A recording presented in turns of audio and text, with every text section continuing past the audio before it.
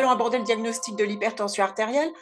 C'est un vrai souci en France, puisqu'il y a 17 millions d'hypertendus. Un Français sur trois de plus de 18 ans serait hypertendu.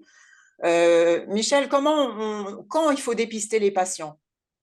Alors, oui, c'est très important ce que vous dites. C'est que l'enquête française montre que la moitié des Français, en fait, ne se savent pas hypertendus. Donc, on a un vrai problème même de dépistage de l'hypertension artérielle.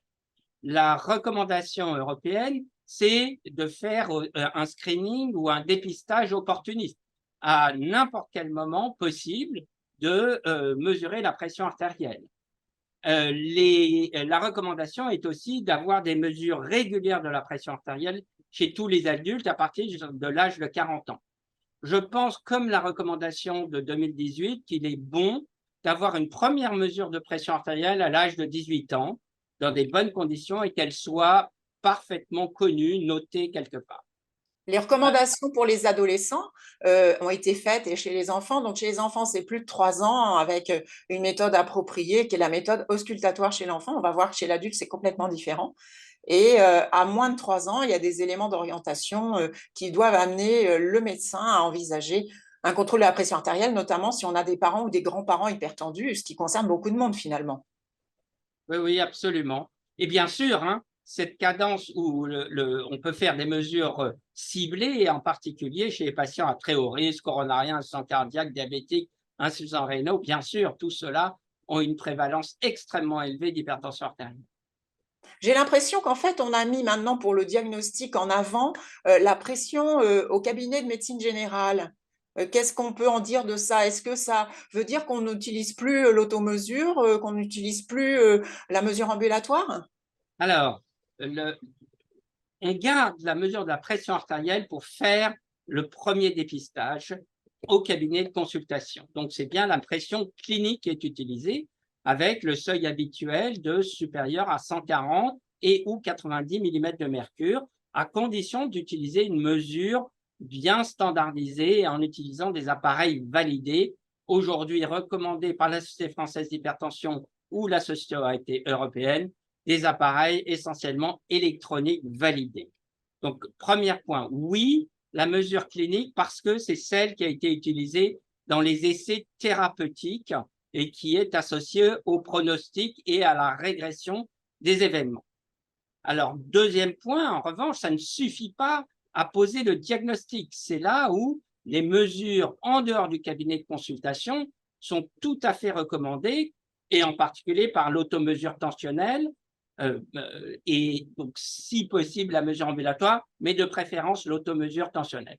En dehors du cabinet de consultation, alors, pour rechercher des hypertensions artérielles blouse blanche ou des hypertensions masquées, hein, il ne faut pas oublier. Donc, les deux phénotypes, pardon. Et donc, avoir un diagnostic précis pour éviter un syndrome d'étiquetage juste à une première mesure, ou faire des mesures répétées tous les 15 jours si on n'a pas une hypertension grade 3 dès le début. Donc, en fait, au cabinet de médecine générale, on dit qu'il faut faire 3 mesures à 1 minute d'intervalle et faire la moyenne des 2 dernières, si j'ai bien compris, et de préférence à 2 consultations différentes, à moins évidemment d'une atteinte d'organes cibles ou d'une HTA grade 3. C'est toujours d'actualité. Absolument, c'est tout à fait le cas. Et donc, c'est exactement comme ça qu'il faut faire. Et dernière question, quelle est la place des techniques sans brassard? On a l'impression que c'est un peu en retrait, alors que quand on se balade dans les magasins, on en voit, ça se développe, les gens sont friands de ça, ils l'achètent. Alors, oui, c'est exactement cette description.